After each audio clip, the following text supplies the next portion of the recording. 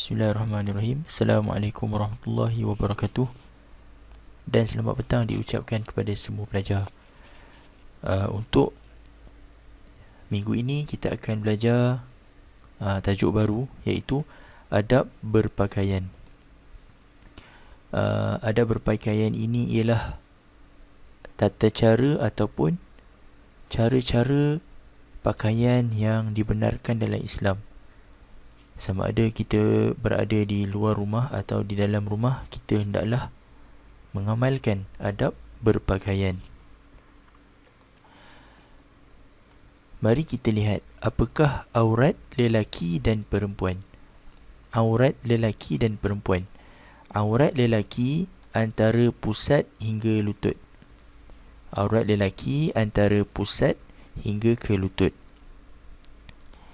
Aurat perempuan seluruh anggota badan kecuali muka dan kedua-dua tapak tangan.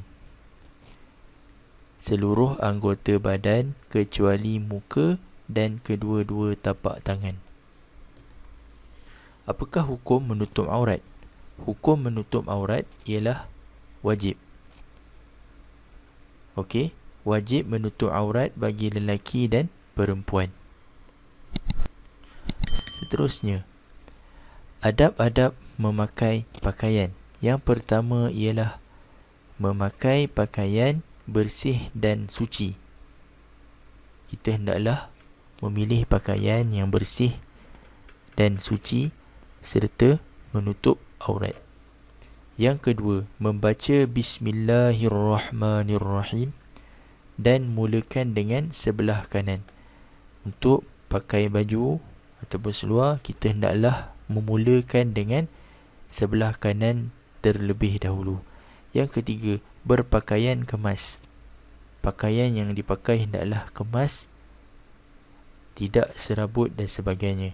Dan yang keempat, membaca doa memakai pakaian. Seterusnya, doa melihat cermin. Pelajar-pelajar dikehendaki membaca dan menghafal doa ini. Okey.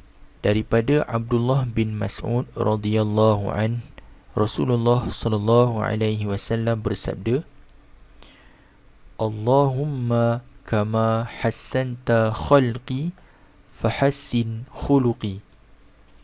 Allahumma kama hassanta khalqi fahassin khuluqi. Yang bermaksud, Ya Allah, sebagaimana engkau mencantikkan kejadianku, maka elokkanlah juga akhlakku. Hadis riwayat Ahmad. Kelebihan mengamalkan adab berpakaian, ataupun faedah mengamalkan adab berpakaian. Yang pertama, disukai Allah Subhanahu wa taala dan Rasulullah sallallahu alaihi wasallam.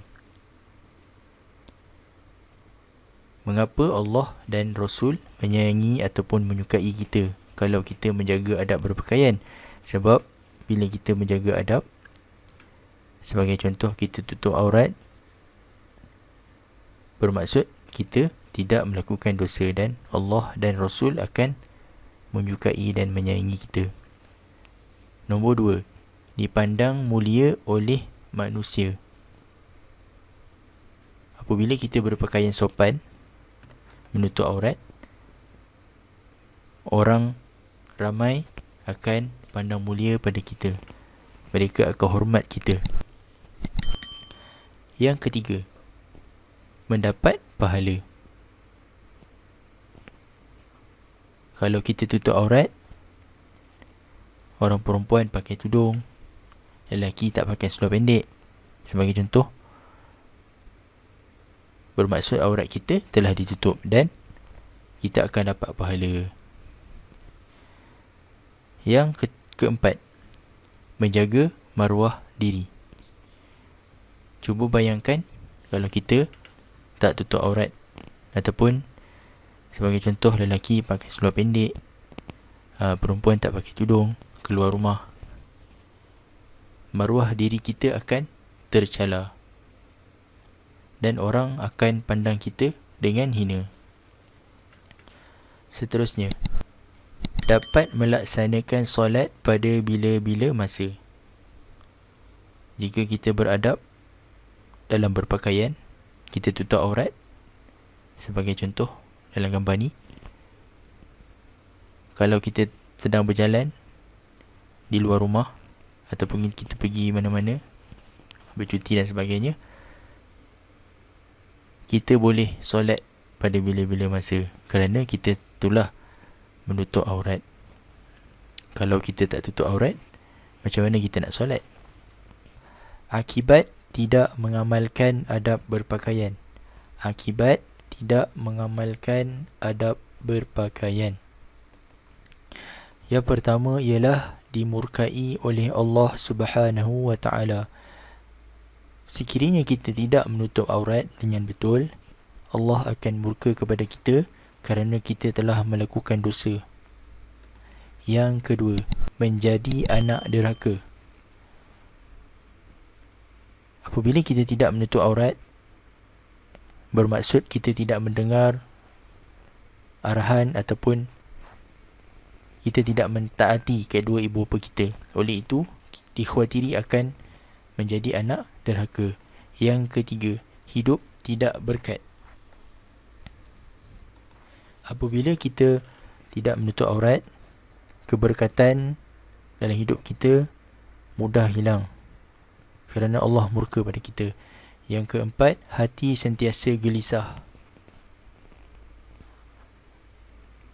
Hal ini kerana apabila kita tidak menutup aurat,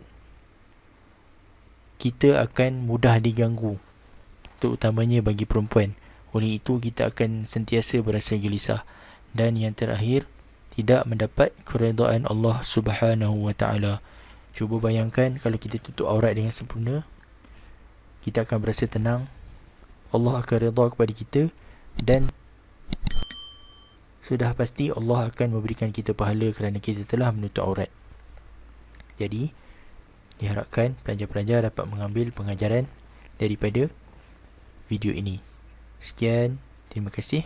Assalamualaikum warahmatullahi wabarakatuh.